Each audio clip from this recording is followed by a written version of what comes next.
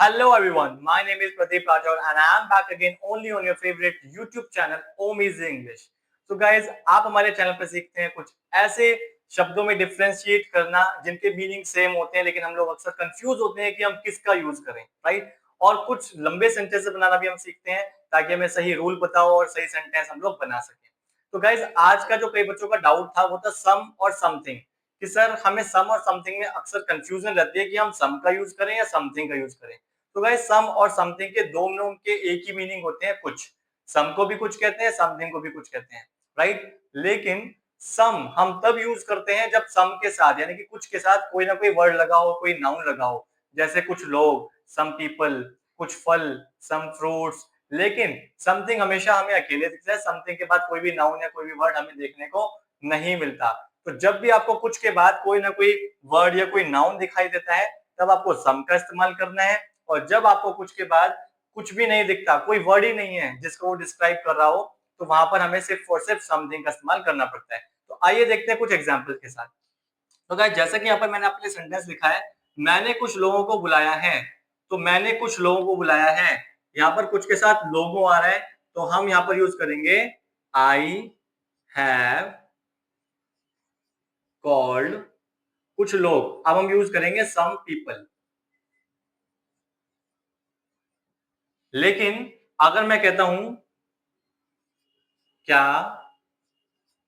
तुमने कुछ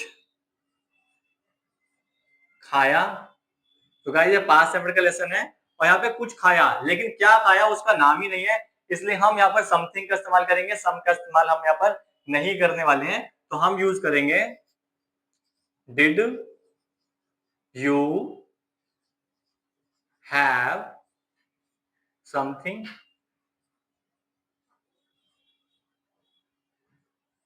तो गाइस जैसे कि आपने देखा कि पहले सेंटेंस में कुछ के बाद लोगों यानी कि कुछ के बाद कुछ ना कुछ लगाने को था, इसलिए हमने सम के बाद यहाँ पर पीपल लगाया, क्योंकि सम अकेले नहीं होता, लेकिन समथिंग अकेले इस्तेमाल किया जा सकता है। समथिंग का इस्तेमाल हम अकेले कर सकते हैं, लेकिन सम का इस्तेमाल हम तभी करते हैं जब उसके साथ लगाने के लिए कोई ना कोई वर्ड हो। जैसे मैंने कुछ सेब तोड़े, I plugged some of the apples.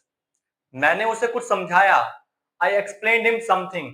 तो जब मैंने सम के बाद एप्पल का यूज किया तो यहाँ पर कुछ ना कुछ था उसके साथ लगाने के लिए, इसलिए मैंने सम एप्पल्स का यूज किया।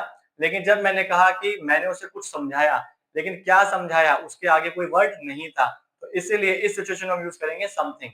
तो सम का इस्तेमाल हमें तब करना है जब उसके साथ अगला वर्ड उसके साथ प्रेजेंट हो, और समथिंग का यूज हमें तब करना है जब समथिंग के बाद कोई वर्ड ना हो। कुछ सेंटेंसेस में कुछ एक्सेप्शंस हो सकते हैं, जैसे कि तुम कुछ गलत सोच रहे हो, you are thinking something wrong, यहाँ पर समथिंग के साथ रॉन्ग आ सकता है, क्योंकि अभी जो रॉन्ग है वो कोई काउंटेबल नाउन नहीं है, वो कोई काउंटेबल वर्ड नहीं है।